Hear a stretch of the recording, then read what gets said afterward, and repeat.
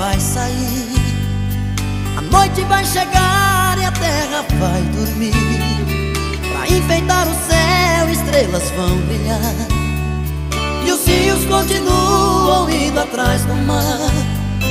São bocas feito fera, dividindo a fome, o homem atrás da vida e a vida atrás do homem. A chuva faz barraco e morro desabar, e os rios continuam indo atrás do mar. Se o grito pela vida é a porta de saída, por que calar essa voz?